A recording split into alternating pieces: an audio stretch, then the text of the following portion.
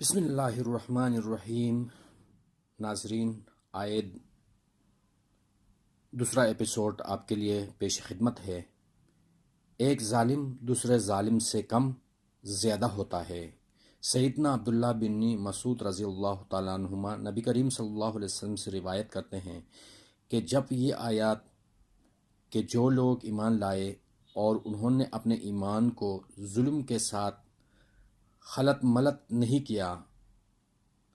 تو رسول اللہ صلی اللہ علیہ وسلم کے اصحاب بہت گھبرائے اور کہنے لگے کہ ہم میں سے کون ایسا ہے جس نے ظلم نہیں کیا؟ تو اللہ بزرگ برتر نے یہ آیت یقیناً شرک بہت بڑا ظلم ہے۔ سیدنا ابو ہریرہ رضی اللہ تعالیٰ عنہ نبی کریم صلی اللہ علیہ وسلم سے روایت کرتے ہیں کہ آپ صلی اللہ علیہ وسلم نے فرمایا، منافق کی 3 خصلتیں ہیں: جب بات کرے تو جھوٹ بولے، جب وعدہ کرے تو وعدہ خلافی کرے، جب اس کے پاس امانت رکھی جائے تو اس میں خیانت کرے۔ سیدنا عبداللہ بن عمر رضی اللہ تعالیٰ عنہما سے روایت ہے کہ نبی کریم صلی اللہ علیہ وسلم نے فرمایا، 4 باتیں جس میں ہوں گی وہ خالص منافق ہے، اور جس میں ان چاروں میں سے ایک بات ہوگی تو وہ بھی اس میں ایک بات نفاق کی ضرور ہیں، تا وقت یہ کہ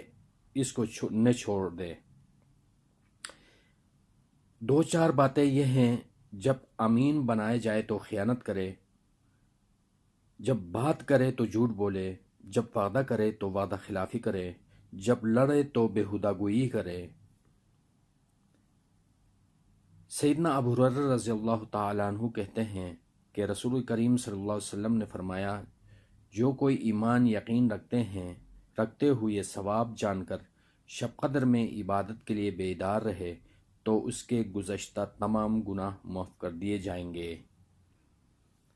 اللہ کی راہ میں جہاد کرنا ایمان میں سے ہے۔ سیدنا ابو ہریرہ رضی اللہ تعالیٰ عنہ نبی کریم صلی اللہ علیہ وسلم سے روایت کرتے ہیں کہ آپ صلی اللہ علیہ وسلم نے فرمایا، اللہ تعالیٰ اس شخص کے لیے جو اس کے راہ میں جہاد کرنے کو نکلے اور اس کو اللہ تعالیٰ پر ایمان رکھنے اور اس کے پیغمبر پر یقین ہی نے جہاد پر آمادہ کر کے گھر سے نکلا ہو، اس امر کا ذمہ دار ہو گیا ہے کہ یا تو میں اپنی اللہ اسے اس ثواب اور مال و غنیمت کے ساتھ واپس کروں گا جو اس نے جہاد میں پایا ہے، یا اسے شہید بنا کر جنت میں داخل کر دوں گا۔ اور رسول کریم صلی اللہ علیہ وسلم نے فرمایا کہ اگر میں اپنی امت میں دشوار نہ سمجھتا تو کبھی کسی سریہ یعنی اس جنگ میں رسول کریم صلی اللہ علیہ وسلم شریک نہ تھے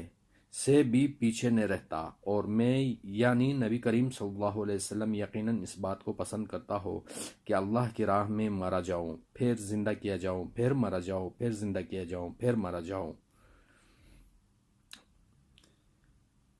سیدنا ابو ہریرہ رضی اللہ تعالیٰ عنہ سے روایت ہے کہ رسول اللہ صلی اللہ علیہ وسلم نے فرمایا، جو شخص رمضان میں ایمان رکھتے ہوئے اور ثواب سمجھ کر عبادت یعنی نماز تراویح پڑھا کرے تو اس کے گزشتہ تمام گناہ معاف کر دیے جائیں گے۔ اللہ تبارک و تعالی ہم سب کو ایمان نصیب کرے۔ جزاکم اللہ خیر۔